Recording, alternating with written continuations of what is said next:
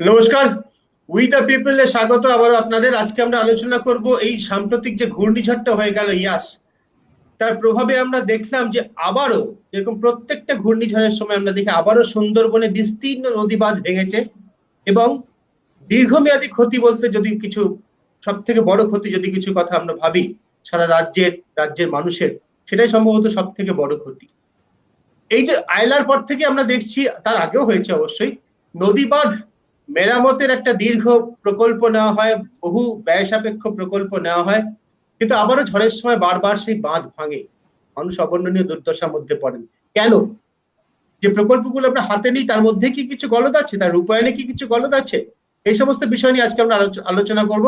আমাদের সঙ্গে আজকে স্টুডিওতে রয়েছেন পশ্চিমবঙ্গ দূষণ নিয়ন্ত্রণ পর্ষদের চেয়ারম্যান বিশিষ্ট পরিবেশ বিজ্ঞানী কল্যাণ রুদ্র, এবং রয়েছেন সাংবাদিক জয়ন্ত বসু। জয়ন্ত পরিবেশ সংক্রান্ত সাংবাদিকতাই করছেন 2 দশক ধরে, আমি যতদূর জানি নিবিড় ভাবে করছেন।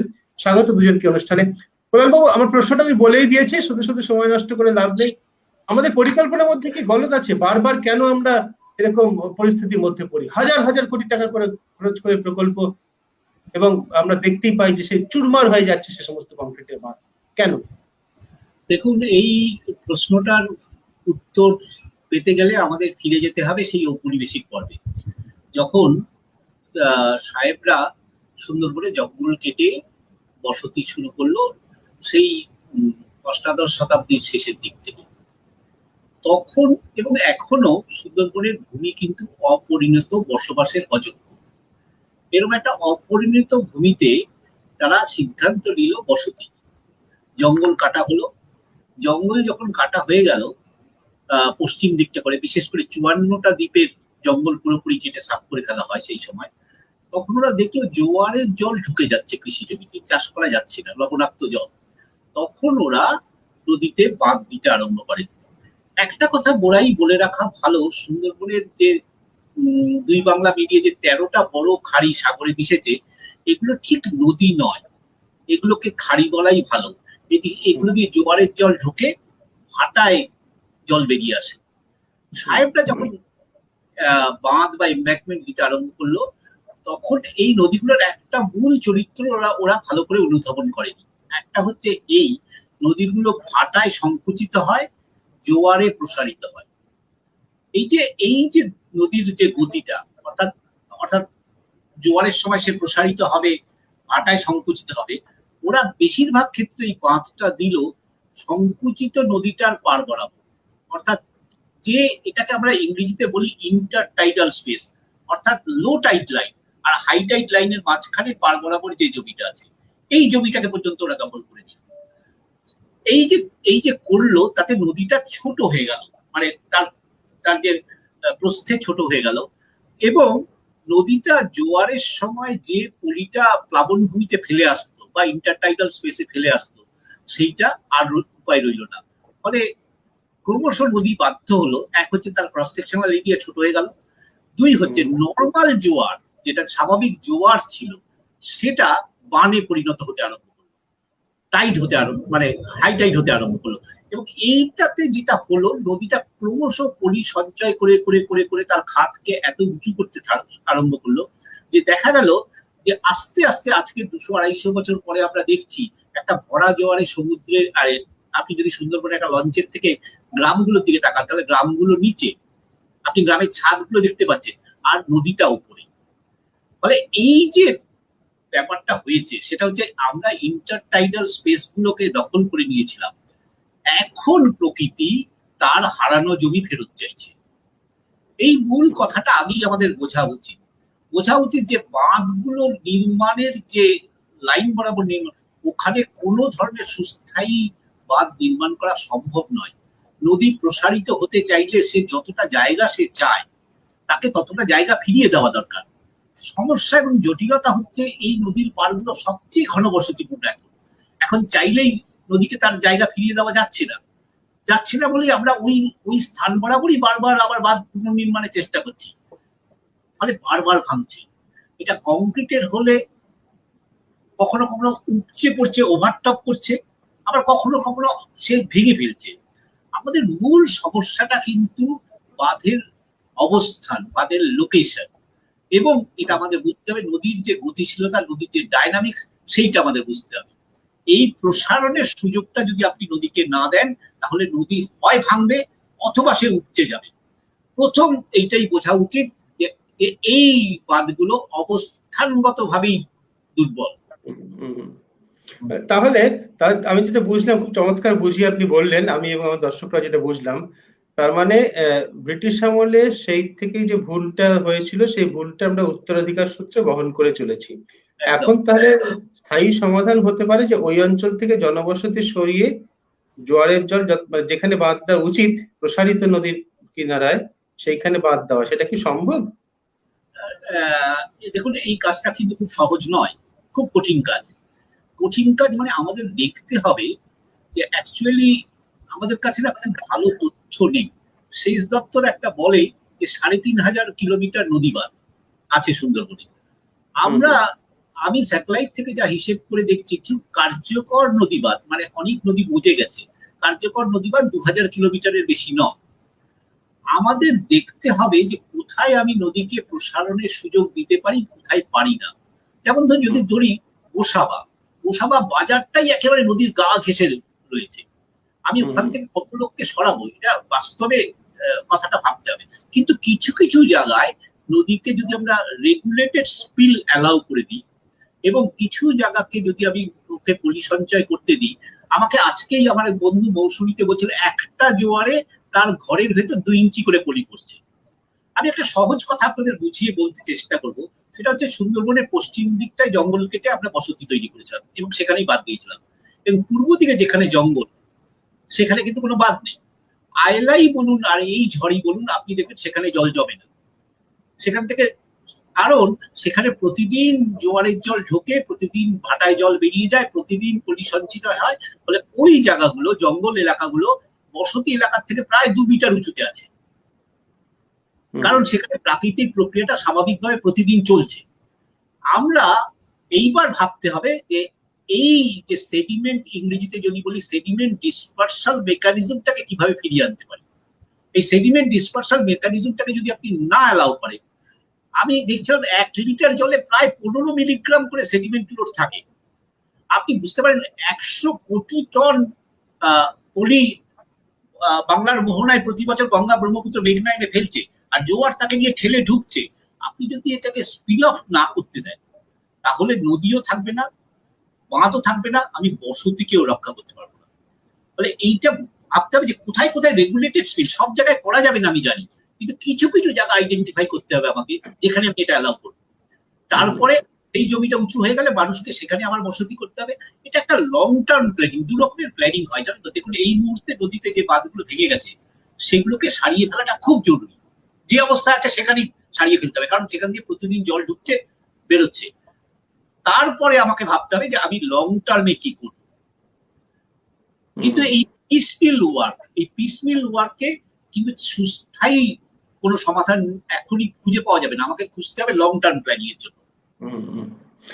জয়ন্ত, তোমাকে একটা জিনিস জিজ্ঞাসা করি, তুমি সাংবাদিক হিসেবে খুব নিবিড়ভাবে এই অঞ্চলটা কভার করছো, এই ইস্যুটাকে কভার করেছো। লং টার্ম সমাধানের কথা যেটা কল্যাণবাবু বলছেন, তোমার সাংবাদিকতার অভিজ্ঞতায় তার কোনো সেরকম কোনো পরিকল্পনা, তার কোনো রূপায়ণ সেরকম কিছু তোমার চোখে পড়েছে? সেরকম কোনো ভাবনা, দীর্ঘমেয়াদী কোনো ভাবনা এই অঞ্চলটাকে নিয়ে? না, দেখুন, আমার যেটা মনে হয় যে কল্যাণদা যেটা বলেন, খুব কল্যাণদা বেসিক্যালি তো মাস্টারমশাই মানুষ, সুতরাং কল্যাণদা বোঝানোটা আমরা সবাই খুব মানে একেবারে দোকান ঘরে শুনি। এখন প্রশ্নটা হচ্ছে যে কল্যাণদা যেটা বললেন যে একটা ঔপনিবেশিক একটা সেই অভিজ্ঞতা এবং সেই তখনকার যে ভুল, সেই ভুল আমরা আজকে বয়ে যাচ্ছি, সেটা ঠিক কথাই। কিন্তু আমার মনে হচ্ছে কল্যাণদাও স্বীকার করবেন যে এখন যেটা দরকার সেটা হচ্ছে বেসিক্যালি রেট্রোফিটিং। অর্থাৎ এই অবস্থায় সুন্দরবনকে বাঁচাবো কি করে আমরা। সুন্দরবনে কিন্তু একটা দুটো লোক থাকে না, সুন্দরবনে 50 লক্ষ মানুষ থাকে, যেটা এবং আমরা যদি ভারত বাংলাদেশ সুন্দরবন ধরি, প্রায় 1,30,00,000 মানুষ সুন্দরবনের উপর পরোক্ষ বা প্রত্যক্ষে নির্ভরশীল। আমাদের রাজ্যে অন্তত 50 লক্ষ। এখন এই 50 লক্ষটা ইউরোপের বহু বহু দেশের থেকে অনেক বেশি। তাহলে সেক্ষেত্রে এইখানে একটা সিঙ্গুরের 1000 একর নিয়ে দেশের রাজনীতি উল্টো পথের হাঁটে, একটা নন্দীগ্রাম নিয়ে দেশ অন্য রাস্তায় হাঁটে, সেখানে এত মানুষকে সরানোটা রিয়ালিস্টিকও নয় এবং সে সম্ভবও নয়। কল্যাণদা যেটা বলছেন রেগুলেটেড স্পিড কয়েকটা জায়গা থেকে মানুষকে সরানো, সেটা ডেফিনেটলি আমার মনে হয় অত্যন্ত একটা ভালো প্রস্তাব। কিন্তু এই প্রস্তাবে পৌঁছানোর আগে আমার যেটা মনে হয় সুদীপ্ত, যেটা আমাদের মধ্যে ভাবতে হবে যে মানুষকে কনফিডেন্সে নেওয়া। যেমন অনেকেই মনে করেন যে সুন্দরবনের মানুষ জমি দিতে চায় না, এর জন্য বাঁধের জন্য জমি দিতে চায় না। আমার নিজের চোখে দেখা এবং সেটা নিজের চোখে দেখা। শোনা যাচ্ছে আমাকে? শোনা যাচ্ছে, পরিষ্কার বলো। হ্যাঁ, আমার নিজের চোখে দেখা যে সেইখানে মানুষ তারা অ্যাপ্লিকেশন ফর্মে লিখেছেন যে আমরা জমি দিতে চাই, তারা দৌড়ে দৌড়ে ঘুরে বেড়াচ্ছেন, কিন্তু নেওয়ার লোক নেই এবং এমন একটা প্রসেস করা হয়েছে, সেটা এমন জটিল প্রসেস যে প্রসেসে মানুষ সেখানে গিয়ে পৌঁছতেই পারছেন না। অর্থাৎ মানুষের বিশ্বাসও হচ্ছে না। আমাদের যারা পলিটিশিয়ান, যারা এক্সিকিউটিভ, তাদেরকে মানুষ বিশ্বাস করতে পারছেন না। কারণ এটা আমি মানতে রাজি নই, অন্যান্য কোনো জায়গা হলেও সুন্দরবনটা একটা অন্য ধরনের ব্যাপার, সেখানে আমি মানতে রাজি নই যে সুন্দরবনের মানুষ তারা এইটা চাইছেন না। মানে তারা মানুষকে বাঁধের জন্য তারা বাঁধ চাইছেন না, তারা বেঁচে থাকার জন্য বাঁধ চান, তারা ডেফিনেটলি চান। কিন্তু যেভাবে পরিকল্পনা করা যায়, তুমি বলছো লং টার্ম, আমি বলছি long term, short term, mid term, কোনো প্ল্যানিংই হয় না, এখানে অ্যাডহক প্ল্যানিং হয়। এখানে যখন 2009-তে আয়লা হলো, আমার মনে আছে আয়লার পরের দিন আমি গিয়েছিলাম, এই নিয়ে কল্যাণদার সঙ্গে বহু আলোচনা হয়েছে। আমার তো মনে হয় কল্যাণদার মতো মানুষের নদীমন্ত্রী হওয়া উচিত ছিল। কল্যাণদার মতো মানুষের নদীমন্ত্রী হতো, তাহলে বোধহয় কাজের কাজ কিছু হতো হয়তো রাজ্যে। কিন্তু না, হাত জোর করবেন না কল্যাণদা, আপনার ওটা দরকার ছিল হওয়ার, আমি খুব পাবলিকলি বলছি। কিন্তু সমস্যাটা হচ্ছে যারা এখানে মন্ত্রীদের আমি দোষ দিচ্ছি না, মন্ত্রীর তলায় যারা 2 নম্বর 3 নম্বর 4 নম্বর চেয়ারে থাকেন, তারা সুন্দরবনটা যে কতটা জানেন এই নিয়ে আমার প্রচুর সন্দেহ আছে। আমি একটা ছোট্ট, একটু অপ্রাসঙ্গিক নয়, আমি বলবো আমি সুন্দরবনের আদিবাসীদের নিয়ে একটা লেখা লিখছিলাম। সুন্দরবনের 2 লক্ষের উপর আদিবাসী আছে। একজন ফরেস্টের অফিসিয়াল, যিনি প্রায় 20 বছর সুন্দরবনে দাপিয়ে ফরেস্ট ডিপার্টমেন্ট থেকে চাকরি করেছেন, এখন রিটায়ার করেছেন তিনি, এবং তাকে সবাই বলা হয় সুন্দরবনের মধ্যে মেজর এক্সপার্ট। তাকে যখন আমি বললাম যে এরকম একটা লেখা আমি লিখবো, তো আপনার কি অভিজ্ঞতা? বলো আদিবাসীদের কি নিয়ে লিখবো, নেই তো ওখানে, কত আছে? মেরে কেটে 1000-5000 হবে। বলেন কি 1000-5000 মাত্র? যে হ্যাঁ, এদিকে সেন্সাস ফিগার দেখাচ্ছে 2 লক্ষ, সত্যি তার কাছাকাছি মানুষ রয়েছে। সুতরাং আমি এটা বলার চেষ্টা করছি যে যারা কাজটা করবেন তারা কতটা জানেন কি। কালকে মাননীয় মুখ্যমন্ত্রী বলেছেন, খুব সঠিকভাবেই বলেছেন, যে সেচ দপ্তর যারা কাজ করছে তারা কি জানেন ওই মানে ম্যাক্রো লেভেলে, ম্যাক্রো টাইডাল যেখানে 5 মিটার জল নাবজে উঠছে। আমার এখনো মনে আছে, বোধহয় সম্ভবত সুইডেনের বা কোনো একটা ক্লাইমেট কনফারেন্সে কল্যাণদা চেনেন, আমাদের প্রদীপ যে একটা ডকুমেন্টারি ফিল্ম করেছিল, জার্নালিস্ট ডাউন টু আর্থের ছিল এক সময়, এখন ডাউন টু আর্থে নেই, ও একটা ফিল্ম করেছিল অন সুন্দরবনের মিন সি লেভেল রাইজ। কল্যাণদা গিয়েছিলেন বোধহয়, গোপাল কৃষ্ণ গান্ধী তৎকালীন রাজ্যপাল সেটা উদ্বোধন করেছিলেন সম্ভবত ঘোড়ামারাতে, তাই তো কল্যাণদা? এবং আপনারা আটকে পড়েছিলেন নৌপথে, সেটাও আমি জানি। তো সেইখানে ও আমাকে সেই সময় একটা ওইখানে সুইডেনে একটা করেছিল, কিছু না কতগুলো ঘরের একটা মডেল করেছিল, আর সামনে কতগুলো বস্তা দিয়ে দিয়েছিল। লোক এসে থামিয়েছিল, কি ব্যাপারটা কি?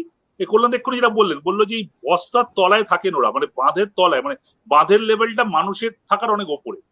আমার কথা হচ্ছে যে কেন সুন্দরবনে যখন সরকার 5 কোটি ম্যানগ্রোভ লাগানোর কথা বলছে, কেন তখন মৌসুমীতে, কেন তখন গোসাবায়, চরঘেড়িতে আপনার ম্যানগ্রোভ কেটে সম্পূর্ণ বেআইনি ভাবে তৈরি করা হবে, আপনার হোটেল তৈরি করা হবে? কোথায় প্রশাসন, কোথায় স্থানীয় প্রশাসন? নেই তারা কোথাও জায়গায়। কোথায় স্থানীয় পলিটিক্যাল লিডার? নেই তারা। আমি এক্রস দ্য পার্টি বলছি যে সুন্দরবনটা নোম্যান্স বেবি হয়ে গেছে। ওটা ওখানকার মানুষ আছেন, তারা গরিব লোক, তারা জলে ঝড়ে পড়বেন, বাঁচবেন, মরবেন, কখনো বাঘ মারবে, কখনো ক্লাইমেট চেঞ্জ মারবে, তারা ওলামি থাকবে। এটাই আমরা যথেষ্ট। আমাদের কনসার্নটা কি না, সুন্দরবন না বাঁচলে কলকাতা বাঁচবে না। কিন্তু আমাদের কনসার্নটা হচ্ছে কলকাতা বাঁচবে কিনা, আমাদের কনসার্নটা সুন্দরবন বাঁচবে কিনা না। সুতরাং আমার মনে হচ্ছে যে প্রথম একটা আমাদের হলিস্টিক প্ল্যান দরকার। এই যে এক্ষুনি কল্যাণদা কথা বলেন, very important, regulated spill allow করা। সব জায়গায় পারা যাবে না, এবং যেখানে যেখানে কল্যাণদা আরো ভালো বলতে পারবেন, যেখানে যেখানে আয়লা বাঁধ তৈরি হয়েছে সেটা কিন্তু সার্ভাইভ করেছে। সেটা আমপানের সময়ও সার্ভাইভ করেছে এবং এই ইয়াসের সময় সার্ভাইভ করেছে। হয়তো ওভারটপিং হতে পারে কোনো কোনো জায়গায়, কিন্তু ভাঙিনি কোনো জায়গায়। তাহলে সেই ধরনের বাঁধ আরো বেশি করে করা যাচ্ছে না কেন? কেন যে জায়গাগুলো প্রত্যেকবার বিদ্যেধরী, গোসাবার ওইখানে নদী ভাঙে, সেখানে কেন রিপেয়ার করা যাচ্ছে না? সুতরাং এখানটা আমার মনে হয় যে বড় বড় লম্বা পরিকল্পনা দরকার নেই, লো হ্যাঙ্গিং ফ্রুট। আমি একটা ছোট্ট কথা বলে এই থামবো, সেটা হচ্ছে যে মৌসুমী দ্বীপ, কল্যাণ এক্ষুনি তুলেছেন, মৌসুমী দ্বীপ একেবারে পশ্চিম প্রান্তে সুন্দরবনের বকখালি আর সাগরের মাঝখানে, একেবারে বে অফ বেঙ্গলের ওপর। মৌসুমী দ্বীপে 32 কিলোমিটার নদী বাঁধের জায়গা আছে। প্রায় 10 থেকে 12 কিলোমিটার নদী বাঁধ ভাঙা বা সম্পূর্ণ দুর্বল। আমরা কি জানি না এটার জন্য কি নিউটন আইনস্টাইন হতে হয় যে ওইখানে যদি জোয়ার আসে সেখান থেকে জল ঢুকবে? ও তো প্রত্যেক দিন বালিয়াড়া, কল্যাণ ভালো করে জানেন, বালিয়াড়া 10,000 মানুষ থাকে সেখানে, তো প্রত্যেক দিন সমুদ্রের জল ঢুকে বেরোয়, নতুন কথা কি? সুতরাং এইগুলো তো লো হ্যাঙ্গিং ফ্রুট। আমি কেন এইগুলো করার জন্য একটা ইয়াসকে আসতে হচ্ছে, কেন একটা আমফানকে আসতে হচ্ছে? আমরা কি এইগুলোকে রিপেয়ার করতে পারি না? আমার মনে হয় যে বড় বড় পরিকল্পনা, দীর্ঘমেয়াদী মধ্যমেয়াদী পরিকল্পনা পরে হবে, আগে যেটা এক্ষুনি করে মানুষকে বাঁচানো যায় সেটা করতে হবে। আর সুন্দরবনের মানুষকে নিয়ে যাওয়ার কোনো জায়গা নেই। আজকে আমরা বলছি সুন্দরবন, কলকাতা তো 2070 সালে এটা অলরেডি UNFCCC রিপোর্টেই বলেছে Kolkata will be one of the most vulnerable cities in Asia, overtaking Dhaka and Mumbai and Singapore. তাহলে কি আমরা 2070-এর আগে কলকাতা থেকে মানুষকে চলে যেতে বলবো অন্য কোনো জায়গায়? That is not a solution. কিছু জায়গা থেকে মানুষকে সরাতেই হবে যেখানে অত্যন্ত বিপজ্জনক। আমরা কল্যাণবাবুর মতামত শুনি। কল্যাণবাবু, তাহলে বাস্তবসম্মত সমাধানটা কি আজকের দিনে দাঁড়িয়ে? অনেক দর্শকরা অনেক কথা বলছেন, অনেক বিষয়ে প্রশ্ন আসছে, রিংবাদের কথা বলছেন, ম্যানগ্রোভ ফরেস্টের কথা বলছেন, জয়ন্ত বললেন ম্যানগ্রোভ ফরেস্টে ধ্বংস করে রিসর্ট তৈরি করা পর্যটনের জন্য, সমস্ত দেখছি। বাস্তবসম্মত সমাধানটা কি? প্রথমেই বলে রাখি যে কোনো পরিকল্পনার জন্য একটা তথ্য ভান্ডার লাগে, যেটাকে ইংরেজিতে ডেটাবেস বলি আমরা। সেই ডেটাবেসটা আমাদের খুব উইক। আপনি যদি প্রশ্ন করেন যে সুন্দরবনের নদীবাঁধের দৈর্ঘ্য কত, তাহলে আপনাকে একটা মঙ্গল উত্তর দেওয়া হবে 3,500 কিলোমিটার। বিশ্বাস করুন, আমার যতদূর জ্ঞান ওটা 3,500 কিলোমিটার হতে পারে না। আপনি বললেন 2000 কিলোমিটার। যত কিলোমিটারের হিসেব বাড়ে তত ঠিকাদারের বিল বাড়ে।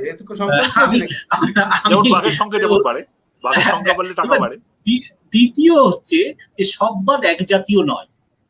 আমি খুব সহজ করে বলছি, বাঁধের যে উপরের যে উইডথটা, যেটা দিয়ে মানুষ চলাচল করে, সেটা কতটা প্রশস্ত হবে, এবং তার দুটো স্লোপ, একটা রিভার সাইড স্লোপ আর একটা ল্যান্ডওয়ার্ড স্লোপ, এরও একটা নিয়ম আছে। জয়ন্ত ঠিকঠাক বলছেন, যেখানে যেখানে আয়লার পরে ওইভাবে ঠিক বাঁধ দেওয়া গেছিল সেইখানে কিন্তু বাঁধগুলো ভালো ফাংশন করেছে।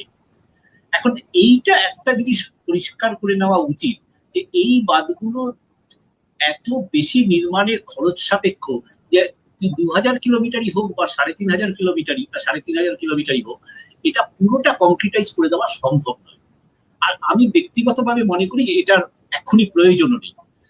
আমাদের বুঝতে হবে যে কোন জায়গাগুলো সবচেয়ে বেশি ভালনারেবল। সুদীপ্ত, দু ধরনের বাঁধ আছে।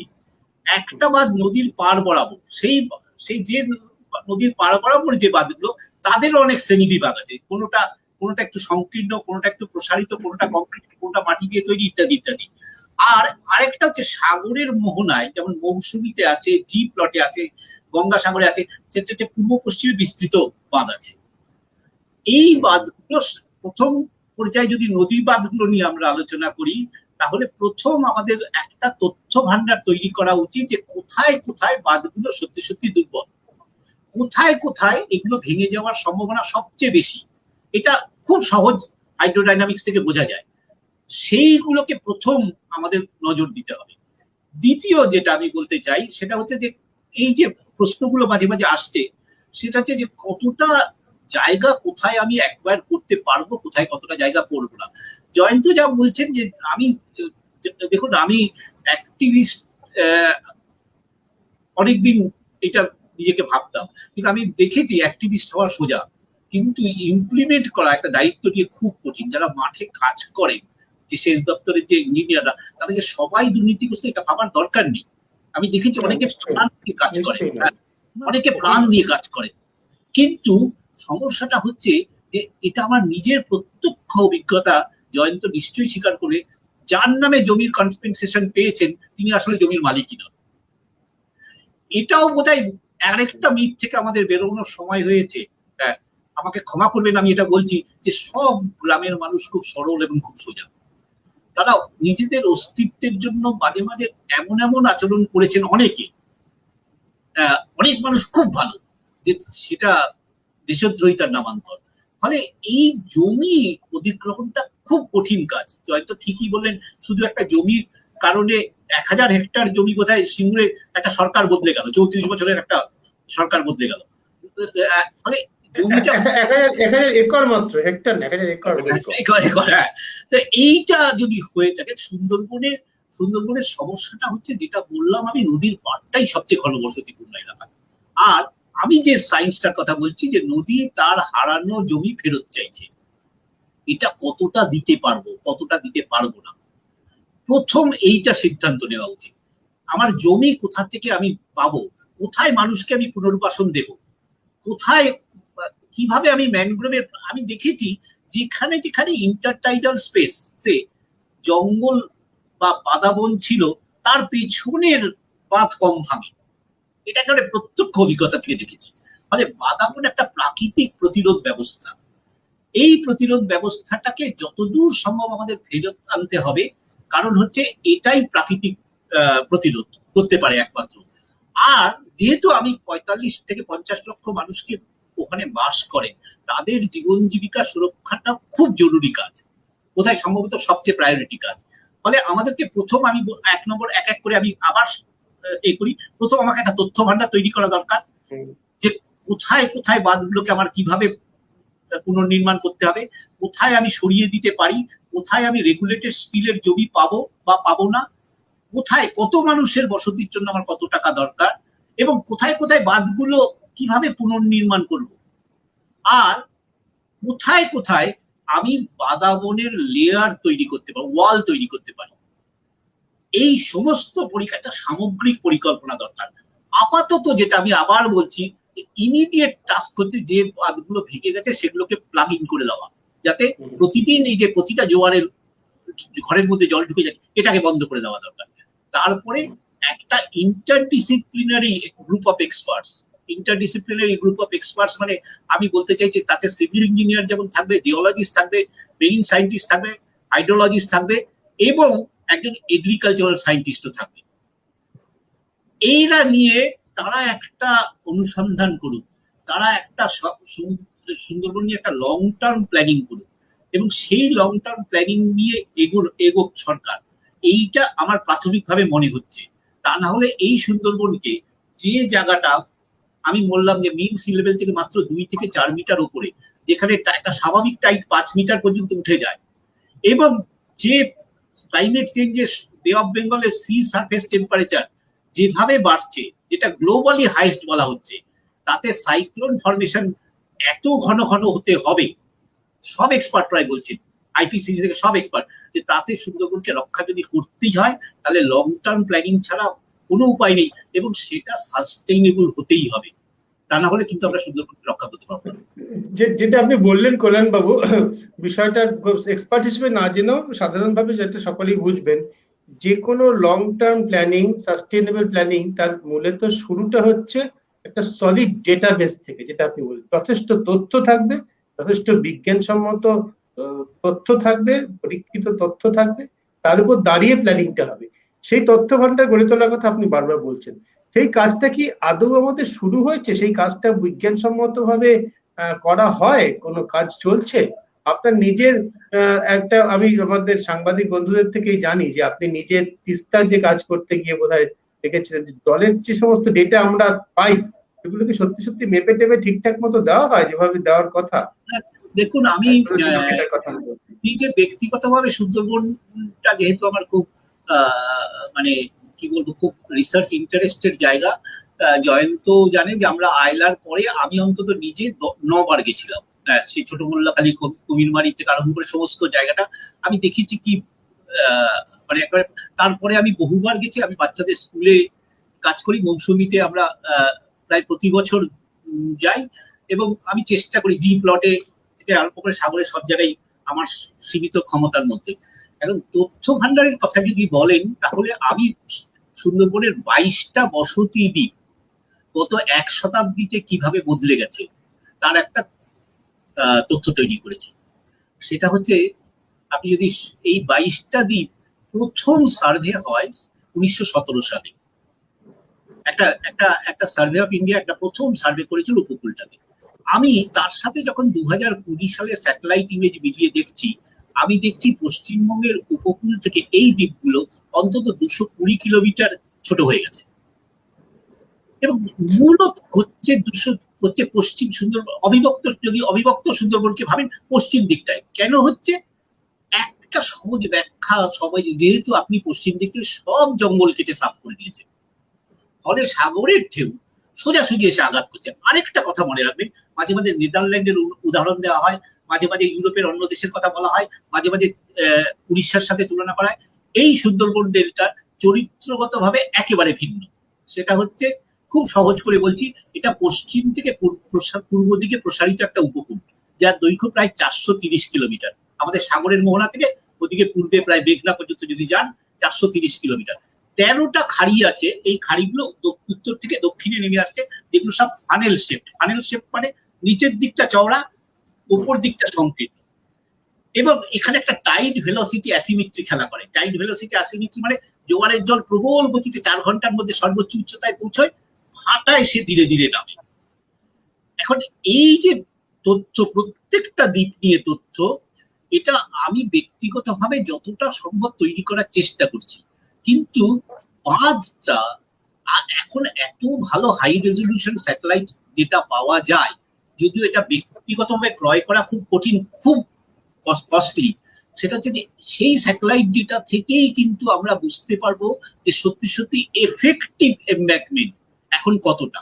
এক, দুই হচ্ছে এমব্যাঙ্কমেন্ট গুলোকে ক্লাসিফাই করে ফেলা দরকার। ক্লাসিফাই করা যে কোনটা একটু স্টেবল, কোনটা একটু স্থিতিশীল, কোনটা ভালনারেবল, কোনটা খুব সংকীর্ণ, কোনটা একটু প্রসারিত, এবং কোথায় কোথায় আমাদের ইন্টারভেনশন দরকার।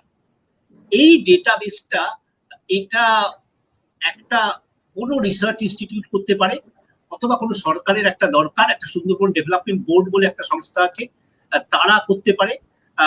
কারণ এটা ব্যক্তিগতভাবে এতটা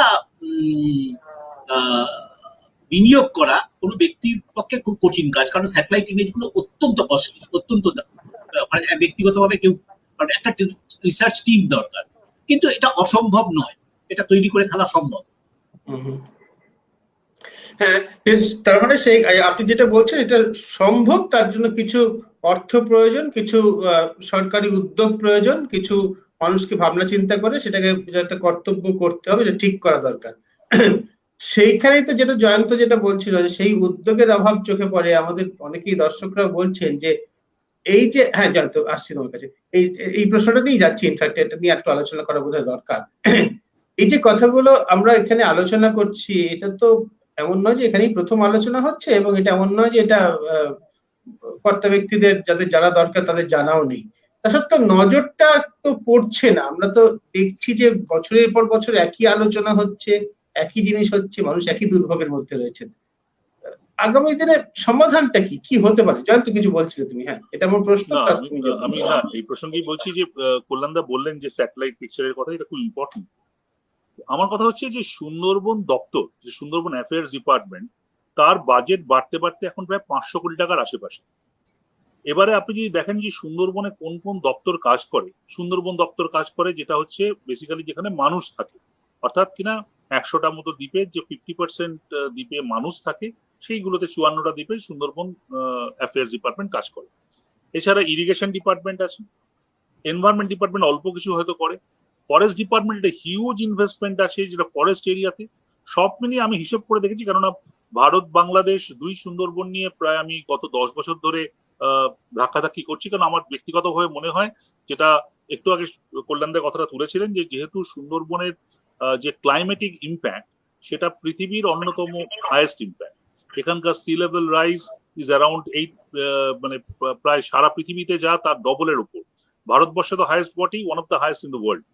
এবং এখানকার মানুষদের যে গড়পড়তা, যে মানে তাদের যে আয় করেন সেটাও অত্যন্ত কম। অর্থাৎ একটা দেখুন, আপনার বাড়িতে যদি আজকে একতলা অব্দি জল জমে, আপনার যদি টাকা থাকে, আপনি সেই রেজিলিয়েন্সের উপর ভর করে 7 দিন চালিয়ে দিতে পারবেন। কিন্তু বস্তি বাড়িতে যেখানে ওই একই জল উঠলো, সে পারবে না।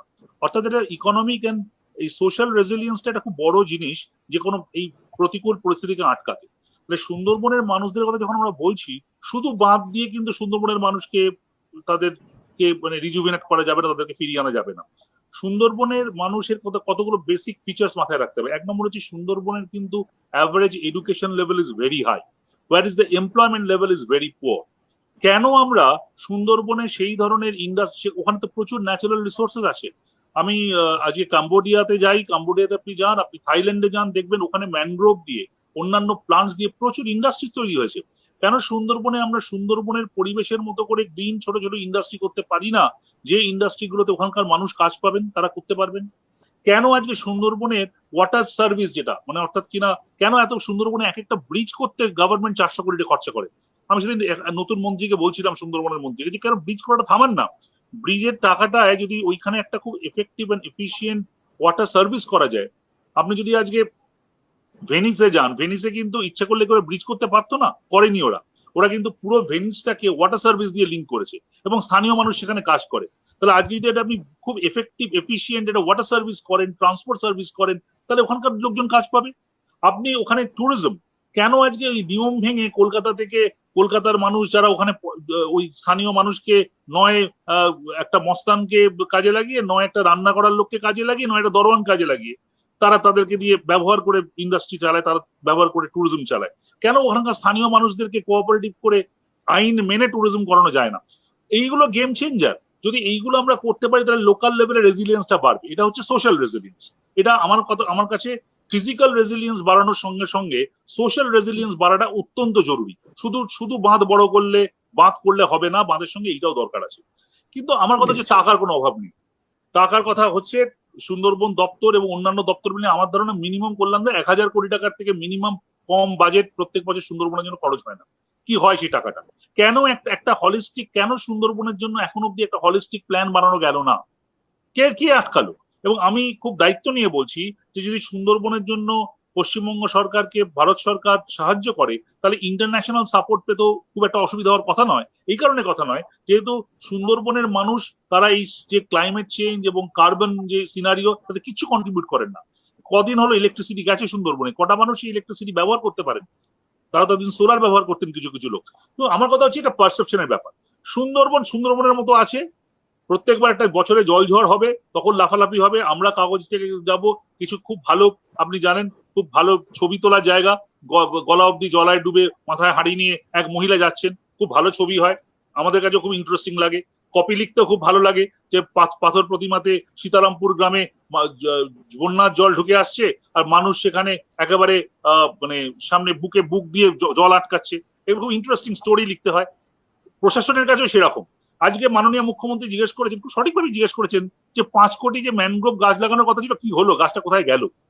প্রথম কথা হচ্ছে 5 কোটি গাছ যে একসঙ্গে লাগানো যায় না, এবং সুন্দরবনে 5 কোটি গাছ লাগাতে গেলে একটা অর্ধেক কলকাতা লাগে। কল্যাণদার থেকে ভালো কেউ জানেন না সেটা, যে একটা অর্ধেক কলকাতা লাগে। সেটাই তখন কি এই প্রশ্নটা আধিকারিকরা বলতে পারলেন না? আমার কথা হচ্ছে যে এই বিষয়গুলো না ভাবলে, লং টার্ম প্ল্যানিং এর কথা চিন্তা না করলে এটা এখানে কিছু করা যাবে না। এটা যতদিন এইভাবে পড়ে আছি থাকবে। উই ইমিডিয়েটলি নিড, এবং আরেকটা কথা এখানে আমি বলি, লং টার্ম প্ল্যানিং মানে 50 বছর নয়, 2050 সাল নয়, আমাদের প্ল্যান করতে হবে 2030, 2035, 5 বছর ধরে প্ল্যান করতে হবে, এবং সেভাবেই মানুষকে দেখতে হবে। জয়ন্তী তো অনেকগুলো কেন প্রশ্ন তুলেছেন কল্যাণবাবু, আপনার কাছে একটু যাই কয়েকটা কেন নিয়ে। কেন এগুলো হয় না? সত্যি তো, মানে 5 কোটি গাছ লাগানোর কথা কেন বলা হয়, কেন সেটা মিডিয়াই বা রিপোর্ট করে? আমাদেরও দায় দায়িত্ব নিশ্চয়ই আছে, মিডিয়ার দায় দায়িত্ব নেই তো নয়, আমরা অবাস্তব জিনিস রিপোর্ট করি, অবাস্তব খবর করি, আমাদেরও নিশ্চয়ই দায় আমরা এড়াতে পারি না। সত্যি তো এতগুলো কেন এরকম অবাস্তব পরিকল্পনা হয়, কেন তার প্রচার হয়, কেন মানুষকে যে একটু আমরা সংঘবদ্ধ করতে পারি না? জমি কথা বলা হচ্ছে, জমি অধিগ্রহণের ব্যাপারটাই বা কেন মানুষকে বুঝিয়ে কিছু করা যায় না? অজস্র কেন। আপনার কাছে কিছু উত্তর আছে? আপনি তো এখন দূষণ নিয়ন্ত্রণ পর্ষদের চেয়ারম্যান হিসেবে একটু বলতে পারা যায় সরকারি ব্যবস্থাপনার সঙ্গেই যুক্ত। প্রথমেই একটা কথা বলে নিই, আমি আজকে কথা বলছি একজন সাধারণ হিসেবে, আমার সরকারি পজিশনের সাথে এর কোনো সম্পর্ক নেই। প্রথমেই কথা বলি, সেটা হচ্ছে যে ডেটাবেসের কথা বলছিলাম, এটা খুব সহজ ডেটাবেসের কথা আমি তুলবো আরেকবার। সেটা হচ্ছে যে কলকাতা পোর্ট ট্রাস্ট একটা টাইড মনিটরিং স্টেশন আছে সাগরে। আমাদের সুন্দরবনের ভেতরে টাইড কোথায় কতটা ওঠানামা করে এই তথ্য আমাদের হাতে নেই। এতদিন পরে, স্বাধীনতার 70টা বছর হয়ে গেল, অথচ এটা খুব গুরুত্বপূর্ণ একটা তথ্য, এর উপরে তো সবকিছু নির্ভর করছে। খুব খুব গুরুত্বপূর্ণ তথ্য। সেটা হচ্ছে যে এই টাইট, সুন্দরবনের জন্য একটা আলাদা আলাদা টাইট টেবিল, যেমন Kolkata port trust tight table তৈরি করে, সুন্দরবনের জন্য, প্রতিটা নদীর জন্য একটা টাইট টেবিল। এটা করা খুব কঠিন কাজ নয়, এটা দরকার আমার। দ্বিতীয় কথা হচ্ছে যে এই ম্যানগ্রোভ নিয়ে এত কথা বলা হচ্ছে, ম্যানগ্রোভ 5 কোটি হোক আর 2 কোটি হোক বা 1 কোটি, ম্যানগ্রোভ আসলে আপনি যদি নর্মাল সেডিমেন্ট ডিসপারসাল অ্যালাউ করেন, তাহলে তার সাথে সিডও ডিসপারসাল হয়। ম্যানগ্রোভ লাগাবার দরকার নেই, ওকে ছড়িয়ে যেতে দিন, ও নিজেই বেড়ে উঠবে। প্রথমে বাণী ঘাস হবে, তারপরে আস্তে আস্তে আস্তে আস্তে হায়ার কমিউনিটি গুলো ডেভেলপ করবে। আমরা নয়াচরটা যখন প্রথম উঠলো, তখন আমরা এই সাকসেশনটা দেখেছি যে প্রথমে বাণী ঘাস হয়, তারপরে আস্তে আস্তে আস্তে পরের লেয়ার গুলো তৈরি হয়।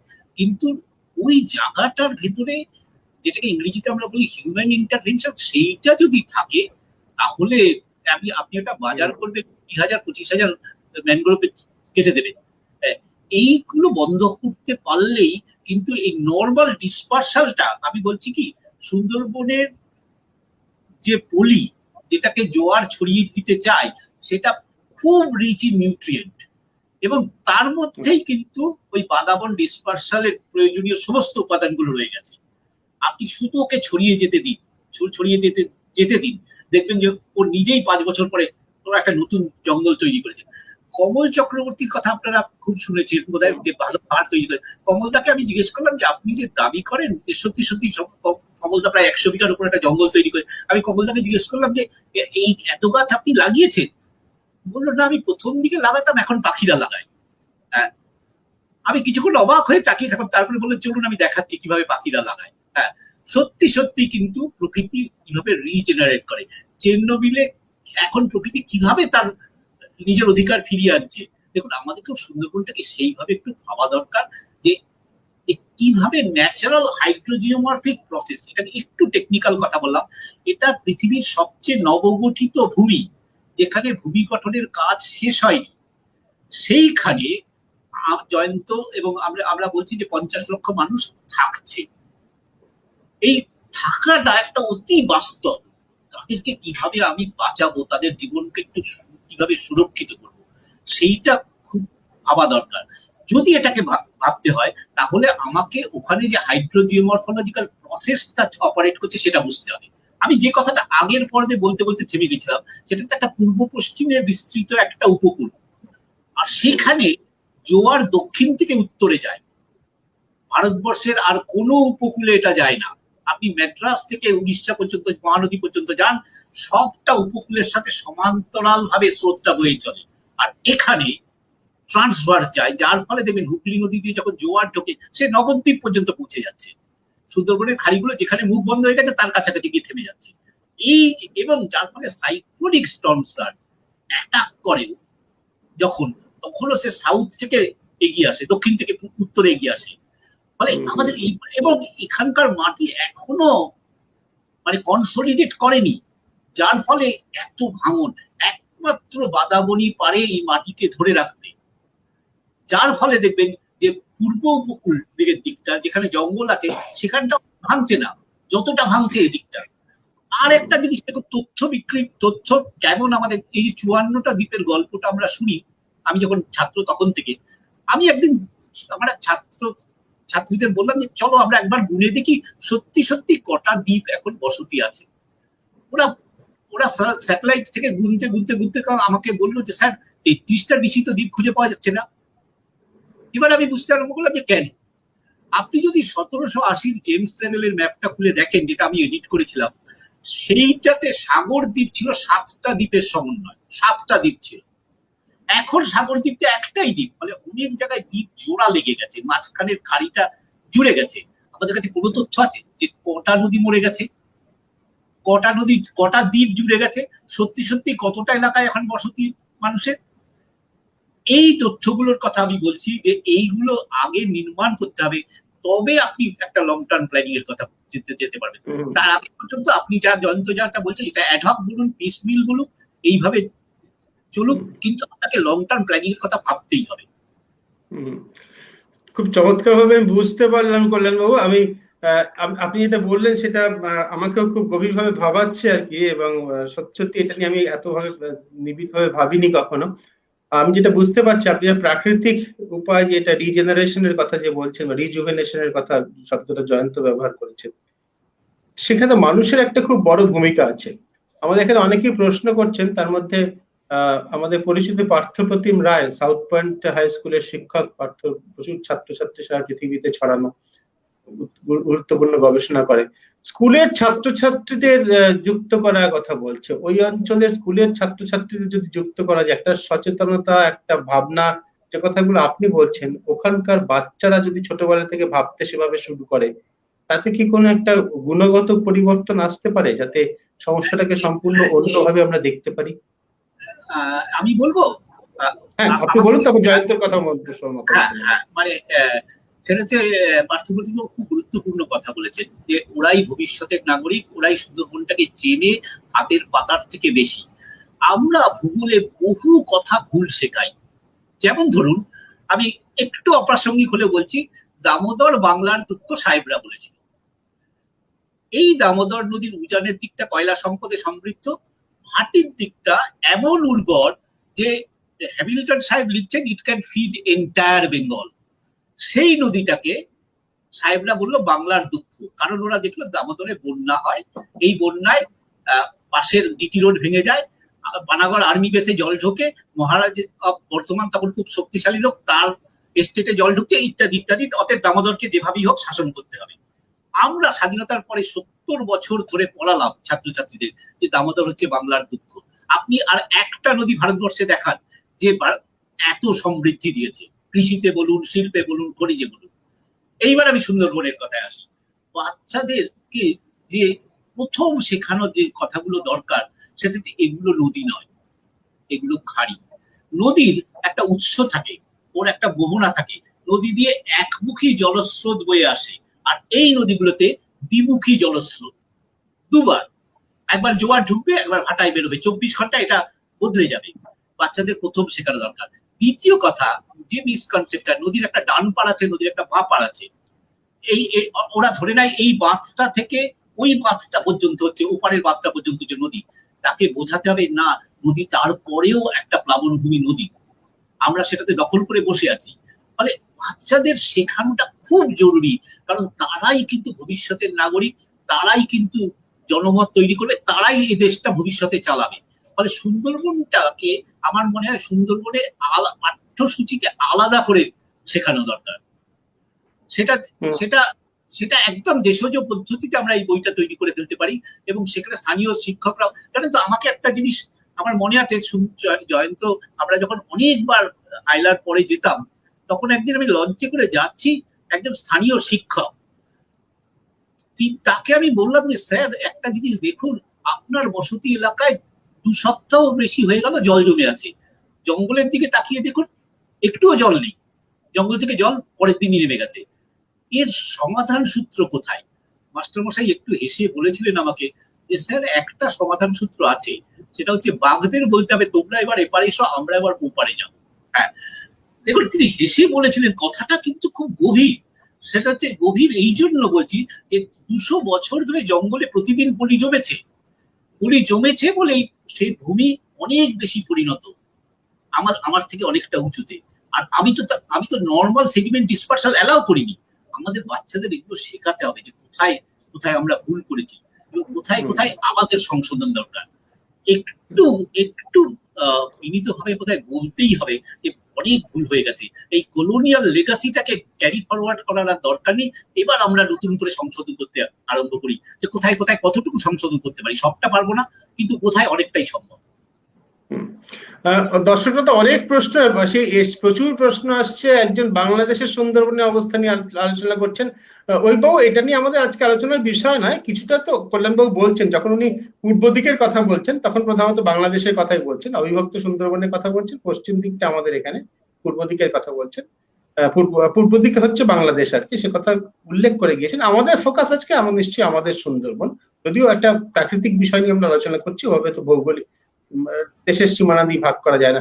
জয়ন্ত, আমি তোমার মতামত একটু শুনতে চাইবো। এই যে ওখানকার মানুষকে, মানে মানুষ বলে আগামী প্রজন্মের মানুষ, তাদের যথাযথভাবে তাদের শিক্ষিত করা, তাদের নিজেদের যে সম্পদ তাদের রয়েছে সে সম্পর্কে অবহিত করা, এটার গুরুত্ব নিয়ে যেটা কল্যাণবাবু বলেছেন, তাও তোমার কথা থেকে আমি একটু শুনতে চাই। কল্যাণবাবু বলেছেন, তো আমার মনে হয় না, মানে মানুষ তো জীবন থেকে শেখে। তাদেরকে সত্যি সত্যি সুন্দরবনের হয়তো বেসিক কতগুলো হয়তো জার্গন তাদের শেখানো যেতে পারে, কিন্তু তাদের জীবিকা কি করে তারা বাঁচবেন, তারা জীবন দিয়ে সেটা শেখেন এবং তাদের পরবর্তী প্রজন্ম সেটা খানিকটা শেখে। তবে ডেফিনেটলি কল্যাণদা যেটা বলছেন যে তাদেরকে অনেকগুলো জিনিস শেখানো যায়, কিন্তু আমি আমি আমি না মানে আমি মানে এনাফ অফ দিস অ্যাওয়ারনেস, মানে থ্রু দিস অ্যাওয়ারনেস আমার যেটা মনে হচ্ছে এখন দরকার অ্যাকশন। 50 লক্ষ মানুষ জীবন মরণের সীমানায় দাঁড়িয়ে আছে। আপনি যদি ওয়ার্ল্ড ব্যাংকের লাস্ট রিপোর্ট দেখেন তাহলে দেখবেন এই 50 লক্ষ মানুষের মধ্যে একটা বড় অংশ, প্রায় 15 লক্ষ মানুষ, মানে 26% পপুলেশন, যেটা কিনা একেবারে সুন্দরবনে যেটা কোর ফরেস্ট এরিয়া, সেই কোর ফরেস্ট এরিয়ার পাশে 357টা গ্রামে তারা থাকেন এবং তারা একেবারে on the verge of disaster. এটা ওয়ার্ল্ড ব্যাংকের রিপোর্ট, এবং সেই রিপোর্ট মানে ওয়ার্ল্ড ব্যাংক তো নিজে করে না, তারা বিভিন্ন গবেষকদের দিয়ে করিয়েছে। এটা একটা অফিসিয়ালি ডকুমেন্টেড ডেটা, এবং ডেটা যেটা কল্যাণদা গোড়া থেকেই বলছেন যে তথ্য ভান্ডার দরকার ঠিকই, এবং একদিকে তথ্য ভান্ডার দরকার, সেমনি কিছু তথ্য অলরেডি আছে আমাদের কাছে। সেই তথ্য ভান্ডারে কিছুদিন আগে, মাস দুয়েক আগে, ওয়ার্ল্ড ব্যাংকের চিফ ইকোনমিস্ট তিনি একটি রিপোর্ট তৈরি করেছেন 2 বাংলা সুন্দরবনকে নিয়ে। এই বাংলার কম, ওই বাংলা বেশি।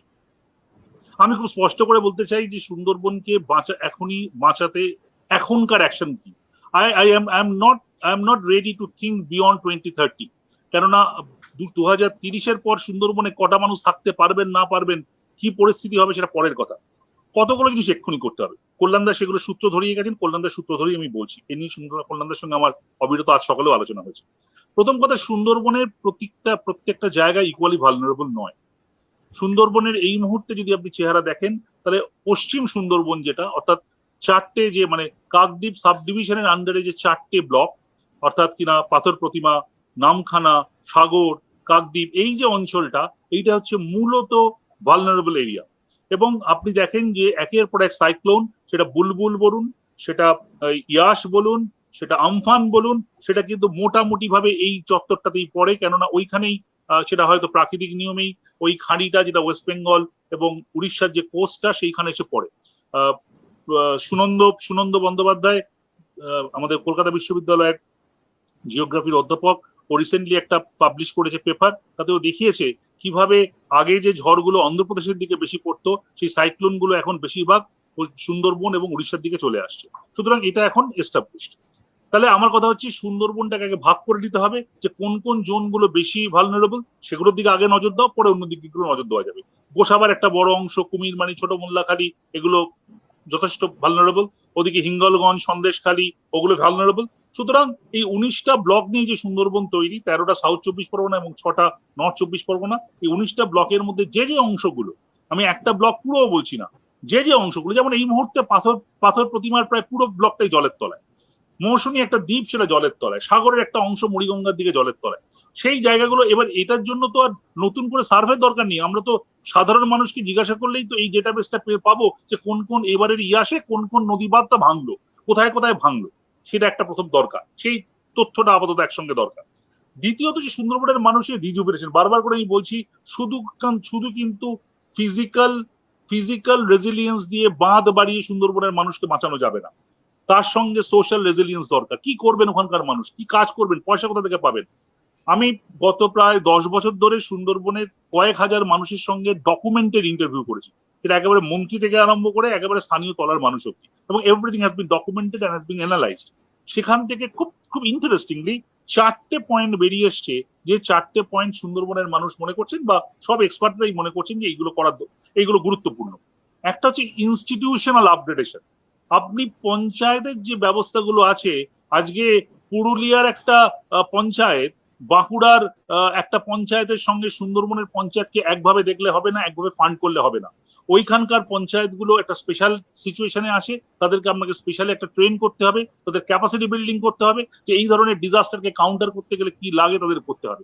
এখন তাদের কোনো আমি কল্যাণদাতে অ্যাওয়ারনেস এর কথা বলছেন, আপনার স্কুলের অ্যাওয়ারনেসটা পরে করবো, আগে আমি পঞ্চায়েতের প্রধানদের অ্যাওয়ারনেস করি, পঞ্চায়েতের মেম্বারদের অ্যাওয়ারনেস করি, যেটা আগে দরকার, কারণ তারা হচ্ছেন প্রশাসনের মুখ, তারাই কিন্তু প্রশাসনকে সামনে নিয়ে যাচ্ছে, তাদের কিন্তু এই অ্যাওয়ারনেসটা নেই। এটা গেল ফার্স্ট কাজ, আমার ইনস্টিটিউশনাল যেটা আপগ্রেডেশন সেটা ওখানকার লোক বলছে। দ্বিতীয় হচ্ছে ইকো ট্যুরিজম। একেবারে প্রত্যেকটা মানুষ বলছেন যে এখানে যদি ইকো ট্যুরিজমটাকে প্রমোট করা হয় তাহলে ইকো ট্যুরিজম সব কটা আইন মেনে, এখনকার মতো যেখানে সেখানে হোটেল বানিয়ে ফেললাম, চরঘেরিতে বিশাল একটা তাজমহল বানিয়ে ফেললাম, এরম করে নয়। আপনি বলুন তো মৌসুমী আইল্যান্ড, আমি বারবার করে এই কথাটা বলছি কেননা I think it keeps on, it should be kept on talking.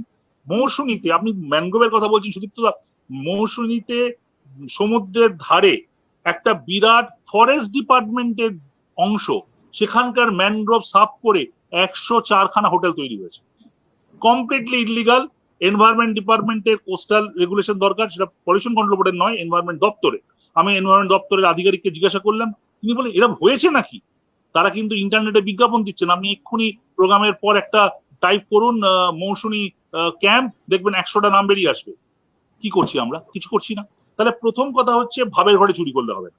প্রথম হচ্ছে যে ভায়োলেশন গুলো হচ্ছে শক্ত হাতে সেই ভায়োলেশন গুলোকে অ্যাড্রেস করতে হবে, ইকো ট্যুরিজমটাকে প্রপারলি করতে হবে। যদি ইকো ট্যুরিজম প্রপারলি করি হবে, মার্কেট লিঙ্কেজ করতে হবে। ওখানে যে পানের বরজ, ওখানে যে ভেজিটেবলস, ওখানে যে এগ্রিকালচার যা হচ্ছে, তার কিন্তু অনেক সময় মার্কেট লিঙ্কেজ প্রপারলি হচ্ছে না, সেই মার্কেট লিঙ্কেজটা দরকার। এবং এখন কিন্তু ওখানকার মানুষ যারা জানেন যে এই সারা জীবনের সঞ্চয় এক সন্ধ্যে ঝড়ে চলে যেতে পারে। এটা রাঙাবেলিয়াতে তুষারবাবু তখন বেঁচে ছিলেন, আমি তখন গিয়েছিলাম, তুষারবাবু তখন ছিলেন না, অন্যরা ওদের যারা অন্যরা তারা ছিলেন, তারা বলেছিলেন যে এখন আমরা জানি যে 10 বছর ধরে যে সঞ্চয়টা করলাম 1 ঘন্টা ঝড়ে চলে যেতে পারে। অর্থাৎ কিনা সুন্দরবন সংক্রান্ত যে কোনো পরিকল্পনা, সেটা একেবারে কেন্দ্র থেকে আরম্ভ করে পঞ্চায়েত স্তর অব্দি, প্রত্যেকটা পরিকল্পনার ভিতরে ইনবিল্ড ক্লাইমেট চেঞ্জের ইম্প্যাক্টকে ঢোকাতে হবে। এবং সেখানে কল্যাণদার মতো এক্সপার্ট যারা কিনা সত্যি সত্যি জায়গাটাকে জানেন, চেনেন, বোঝেন, তাদের গুরুত্ব দিতে হবে। অনেক সময় সরি টু সে, তাদের যে গুরুত্ব দেওয়া উচিত সে গুরুত্ব তারা পান না। আমি কল্যাণদাকে ইন্ডিভিজুয়ালি বলছি না, আমি বলছি কালেকটিভলি যারা জানেন তারা পান না। এটা যদি আমরা করতে পারি, 1 নম্বর কি বললাম যে সুন্দরবনটাকে ভাগ করে নিতে হবে, ভালনারেবল পয়েন্ট গুলোকে আগে অ্যাড্রেস করতে হবে। দ্বিতীয়ত হচ্ছে ছোট ছোট ইন্ডাস্ট্রি, যে ইন্ডাস্ট্রিগুলো ওখানে হতে পারে, পরিবেশ সম্মত ইন্ডাস্ট্রি, ওখানকার মাছের ইন্ডাস্ট্রি, ওখানকার পানের বরজের ইন্ডাস্ট্রি, সেগুলো করতে পারে যেতে পারে। ম্যানগ্রোভের ইন্ডাস্ট্রি, আমরা বলি যে সুন্দরবনের অসাধারণ বায়ো রিসোর্স, সেই বায়ো রিসোর্সকে যদি আমরা ইকোনমিক্যালি ইউজ করতে না পারি, তাহলে সেই বায়ো রিসোর্সকে স্থানীয় মানুষের কি সুবিধে? এই কথা একটু আউট অফ দ্য বক্স ভাবতে হবে, কারণ সুন্দরবনের মানুষ কিন্তু অত্যন্ত গরিব অবস্থায় আছে। যদি তাদের আপনি ফিনান্সিয়াল রেজিলিয়েন্স না বাড়াতে পারেন, তাহলে কিন্তু সুন্দরবনের মানুষকে বাঁচানো যাবে না। সুন্দরবন থেকে এই থিওরিটা অনেকেই প্রমোট করেন যে সুন্দরবন থেকে সুন্দরবনটা থাকার জায়গা নয়, এটা কল্যাণদাও বলেছেন, সঠিক কথা। কিন্তু এখন যেখানে 50 লক্ষ লোক চলে গেছেন, তাদের তো সরাতে পারবেন না আপনি। তাহলে সুন্দরবন রেখেই, মানুষকে রেখেই সুন্দরবনকে বাঁচাতে হবে। কোনো কোনো জায়গা থেকে সরাতে হবে, যেমন লোহাচড়া ডুবে গেছে, লোহাচড়ার মানুষ সাগরে চলে এসেছে। ঘোড়ামারা মৌসুমীর অবস্থা ভালো নয়, সেখানকার যে অংশগুলো খুবই ভালনারেবল, সেখান থেকে সরাতে হবে। কিন্তু সামগ্রিকভাবে গোটা সুন্দরবনকে সরিয়ে আনবো, এই ভাবনা চিন্তা করলে আমার এখনো মনে পড়ে যে আমি একটা ক্লাইমেট কনফারেন্স কভার করতে গেছিলাম, ওয়েস্ট ইন্ডিজের এক ওয়ার্ল্ড ব্যাংকের এক্সপার্ট, তিনি বলছিলেন যে বোধহয় এমন গরম আসতে চলেছে যে হাইয়েস্ট টেম্পারেচার ওয়েস্ট ইন্ডিজের ক্যারিবিয়ান আইল্যান্ডে 51 ডিগ্রি হতে পারে কয়েক বছরের মধ্যে। উনি মজা করে বললেন সেই সময়টা দূরে নয়, তখন গোটা ওয়েস্ট ইন্ডিজকে ফ্রিজের মধ্যে রাখতে হবে। তখন আমি করবেন কি তাহলে? বলো কিছু তো করতে পারবো না, থাকতে তো ওখানেই হবে। তো সুন্দরবনের মানুষকে ওখানেই থাকতে হবে। একসময় বামফ্রন্টের একটা স্লোগান ছিল, বস্তি রেখে বস্তিকে উন্নত করতে হবে। সুন্দরবনের মানুষের যাওয়ার কোনো জায়গা নেই, কেন শুধু মানুষটাকে তো সরালে হবে না। তারা সুন্দরবনে যান কারা বলুন তো? যারা হচ্ছে সুন্দরবনের একটা অদ্ভুত ধরনের একটা স্কিল লাগে থাকতে গেলে, সেটা হচ্ছে ওখানে মাছ ধরবেন, তারা এগ্রিকালচার করবেন। তাকে আপনি কলকাতা নিয়ে এসে তো দরওয়ান হয়ে যাবে, সে তো চাকর বাকর হয়ে যাবে। আমরা কি তাই চাই যে সুন্দরবনের মানুষকে করতে? শুধু আমার মনে হয় যে এই প্ল্যান গুলো যদি করা যায়, যেটা একটা আমি এই আজকের এই আলোচনা থেকে কল্যাণদের একটা খুব ইন্টারেস্টিং পয়েন্ট আমি পিক আপ করলাম, এটা নিশ্চয়ই কথা হবে, যে রেগুলেটেড স্পিল ওভার। আমার ভেরি ইম্পর্টেন্ট পয়েন্ট একটা কল্যাণদা বলেছেন, আই থিঙ্ক এটা খুব ইম্পর্টেন্ট। তার সঙ্গে সঙ্গে কয়েকটা পার্টিকুলার জায়গাতে চাপ দেওয়া, এবং আমি বললাম ইনস্টিটিউশন গুলোকে, পঞ্চায়েতটাকে ইমপ্রুভ করা, এবং সবচেয়ে বড় কথা হচ্ছে যে ওখানকার মানুষের একটা আর্থিক রেজিলিয়েন্স তৈরি করা। এইটা করতে পারলে, অর্থাৎ physical resilience and social resilience should go hand in hand. ওটা যদি না হয়, শুধুমাত্র কোনো একটা করলে কাজ হবে না। জয়ন্ত, তুমি যা বললে নিশ্চয়ই তোমার সঙ্গে সকলেই একমত হবেন যারা বিষয়টা নিয়ে গভীরভাবে ভাববেন। আমি একটু কল্যাণবাবুর কাছে যাই। আহ, সুন্দরভাবে জয়ন্ত গুছিয়ে বললো যে যা যা কিছু করা দরকার, আমিও সম্পূর্ণ নিশ্চয়ই একমতই হব। যতটুকু আমার কম জানার সুবাদে হয়তো প্রশ্ন যা করা উচিত করতে তুলবো না, যারা জানেন বেশি তারা প্রশ্ন তুলবেন।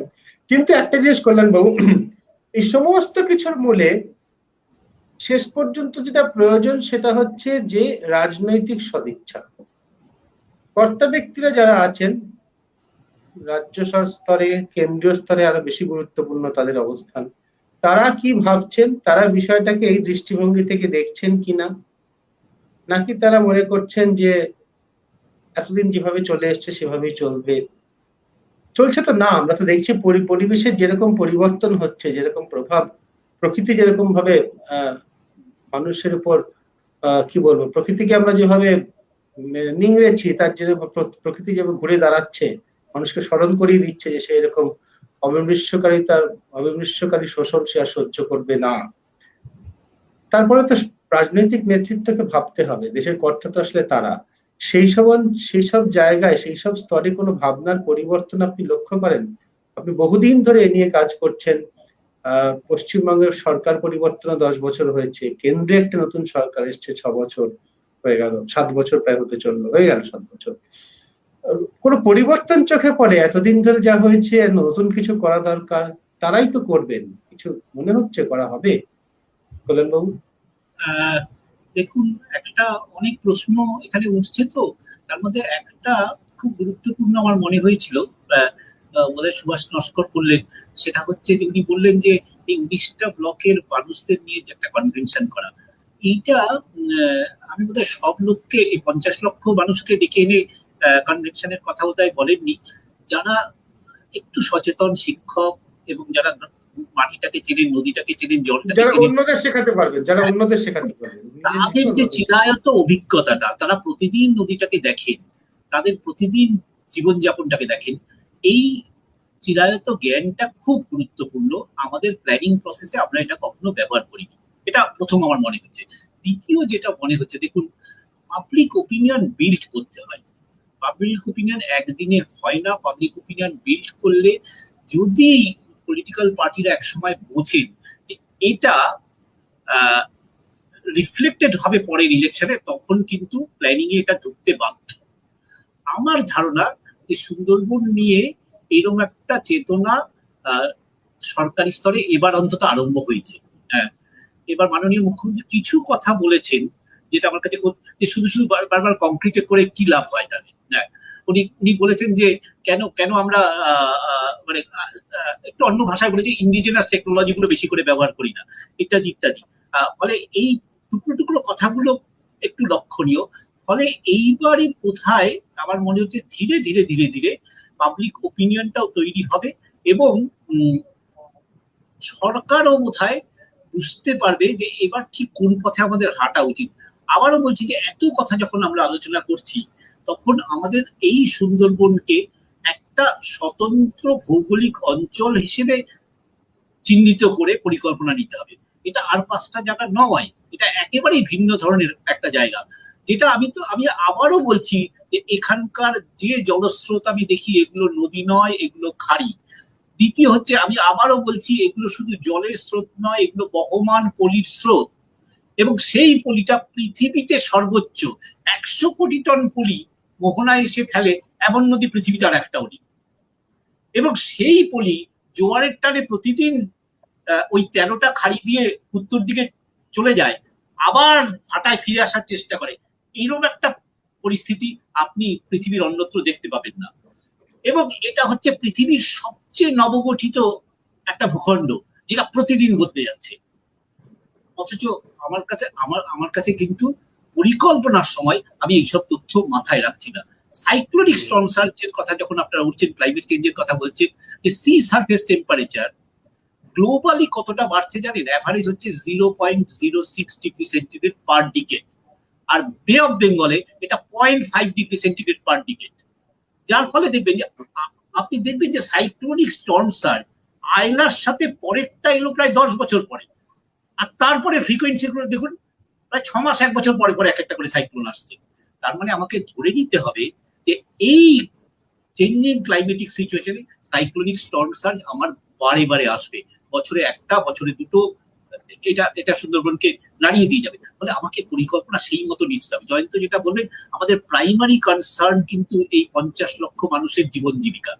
সুন্দরবনের আরেকটা জিনিস আমরা এই পর্যন্ত আলোচনাতে আসেনি, সেটা হচ্ছে যে সুন্দরবনের মৎস্য চাষ, যারা উপকূলে মাছ ধরতে যান, এটাকে অনেকটা জিরো ইনভেস্টমেন্ট ইন্ডাস্ট্রির মতো, অথচ এটা ফলে ওরা উপকূলের কাছাকাছি থাকতে চাইবেন, উপকূলের কাছাকাছি, তার মানে সমুদ্রে মাছ ধরে এবং ফিরে আসা ইত্যাদি ইত্যাদি। যেসব এইটাকে নিয়ে একটা দীর্ঘমেয়াদী পরিকল্পনার কথাও ভাবা দরকার, যে তাদেরকে আমরা আরেকটু ভালো আধুনিক পদ্ধতিতে কিভাবে সুরক্ষা দিতে পারি, কিভাবে তাদের মাছ গুলোকে সংরক্ষণ করা যায়, কিভাবে এটাকে আরেকটু ভালো বাজারে পৌঁছে দেওয়া যায়। এই সব কিছু নিয়ে মানুষ, বাস্তুতন্ত্র এবং সুন্দরবন, এটাকে এক সূত্রে গেঁথে ফেলে একটা পরিকল্পনা দরকার। এবং সেটা করতে গেলে প্রথম যেটা দরকার, একটা পাবলিক ওপিনিয়ন তৈরি করতে হয়। এই পাবলিক ওপিনিয়নটা যে শুধু বাঁধের ছোটখাটো সুরক্ষার মধ্যে লুকিয়ে নেই, সেটা যে আরো অনেক বৃহত্তর ব্যক্তির মধ্যে লুকিয়ে আছে, সেই ওপিনিয়নটা আমাদের তৈরি করতে হবে। নিশ্চয়ই। জয়ন্ত, খুব সংক্ষেপে, আমাদের সময় খুব কম।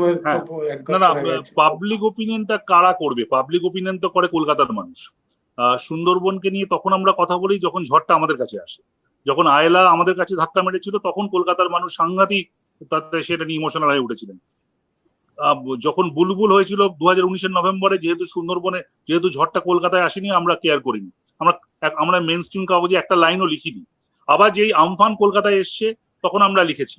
সুতরাং আমরা তো মানে বেসিক্যালি পাবলিক ওপিনিয়নটা যেটা কেন্দ্রস্থল কলকাতা, আমার এখনো মনে আছে যে কলকাতা তখনই কনসার্ন হয় যখন কিনা কলকাতা ধাক্কাটা খায়। সুতরাং পাবলিক ওপিনিয়নটা কতদিনে হবে, কি করে হবে, সুন্দরবনের মানুষের ভয়েস কতটা জোর হবে, সেটা কজন শুনবেন, আই হ্যাভ এভরি ডাউট। আমি শুধু বলি, সেন্ট্রাল গভর্নমেন্টের কাছে কিন্তু সুন্দরবনের কোনো গুরুত্ব নেই। আমি ব্যক্তিগতভাবে সেন্ট্রাল গভর্নমেন্টের যথেষ্ট লেভেলে কথাবার্তা বলেছি। তাদের কাছে পশ্চিমবঙ্গের দক্ষিণে পড়ে আছে এটা সুন্দরবন, তাদের কিছু প্রজেক্ট আছে, কিছু পয়সা আছে, তারা খুব একটা গুরুত্ব দেন না। তবে এটা ঠিক কথাই যে আমাদের রাজ্যে বিশেষ করে মমতা ব্যানার্জি, তিনি কিন্তু সুন্দরবন নিয়ে কনসার্ন। এবং আমার মনে আছে ফর্মার একজন চিফ সেক্রেটারি বলেছিলেন যে উনি মাঝে মাঝেই বলেন যে সুন্দরবনে কোনো সময় এমন ঝড় হবে না, কয়েক হাজার লোক মারা যাবে, এটা কেলেঙ্কারি কাণ্ড হবে, তোমরা কিন্তু কিছু করো একটা। এবং আমি জানি সাগর, ঘোড়ামারা, এগুলো নিয়ে উনি খুব কনসার্ন। আমার ওনার সিএমওর খুব সিনিয়র অফিসারদের সঙ্গে কথা হচ্ছে, কিন্তু পয়েন্টটা হচ্ছে ওনার কনসার্নটাকে তো ট্রান্সলেট করতে হবে অ্যাকচুয়াল অ্যাকশন। সেইটা যতক্ষণ না হচ্ছে, কনসার্নটা তো শুধু লাভ হবে না, সেটা যদি অ্যাকচুয়াল অ্যাকশনে হয়। এবং এখানে প্রবলেমটা হচ্ছে স্থানীয় লেভেলের লিডারশিপ, তারা যদি ওখানে না এফেক্টিভ হন, কারণ ওই যে জিওগ্রাফিক্যাল বাউন্ডারিতে আপনি পড়ে গেলেন, কিছু করা যাবে না। আমার মনে হয় যে এটা না হলে হবে না, এটাকে যতক্ষণ না আমরা ভাবছি সেভাবে করতে পারছি, এটা আসবে না। নিশ্চয়ই। এবং সেখানে জনমতের একটা ভূমিকা তো আছে। জনমত শুধু কলকাতার জনমত নয়, যেটা গল্প বলেন, যেটা কতটা গুরুত্ব দিয়ে আমাদের দর্শক যেটা বলছেন, অবশ্যই জনমত মানে সুন্দরবনের জনমত তো বটে। এবং এটাই তো খুব গুরুত্বপূর্ণ কথা, সত্যি সত্যি জনমত পরিবর্তন যদি একটা স্তর অতিক্রম করে, তখন তো পলিসি চেঞ্জ করতে সরকার বাধ্য হয়, কেন্দ্র সরকার হোক, রাজ্য সরকার হোক। আইডিয়ালিস্টিক না, শেষ পর্যন্ত তাই হয়। শেষ পর্যন্ত জনমতের কারণে সরকারি পলিসি পরিবর্তন হয়।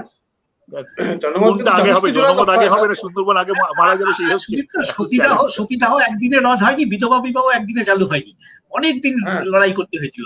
বলে চলুন না আমরা লড়াই, কম্পিউটারের যুগে, ওয়াইফাই এর যুগে সতীদাহের মতো সময় নিলে চলবে না, কম সময় করতে হবে। নিশ্চয়ই। কিন্তু তার জন্য শেষ পর্যন্ত জনমতি দরকার।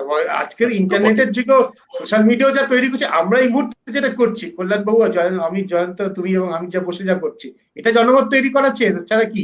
জনমত তৈরির একটা প্রক্রিয়া। অনেক ধন্যবাদ আমাদের সঙ্গে থাকার জন্য কল্যাণ বাবু, জয়ন্ত, অনেক ধন্যবাদ। অনেক দর্শক তো এখনো প্রশ্ন করে যাচ্ছে, প্রচুর সাজেশন আসছে, এখনো এসেই যাচ্ছে ক্রমাগত। অনেক ধন্যবাদ। কিন্তু আর আমাদের নেওয়ার সময় নেই। আপনাদের দর্শকদের উদ্দেশ্যে বলছি যে আপনাদের যে কনসার্ন, আপনাদের যে উদ্বেগ, আগ্রহ বিষয়টা নিয়ে, সেটাই হয়তো আগামী দিনে কখনো বাধ্য করবে যে সরকারকে, যে নীতি পরিবর্তন আপনারা চান, আপনারা দেখতে চান, সেটা করতে সরকারকে বাধ্য করবে। সুতরাং আমাদের মতামতের যথেষ্ট ভূমিকা আছে, নিশ্চিতভাবে আছে। অনেক ধন্যবাদ আমাদের সঙ্গে থাকার জন্য দর্শকদের। এই অনুষ্ঠানটা আপনারা জানেন ইউটিউব চ্যানেলে আপনারা দেখতে পাবেন আগামীকাল সকালে।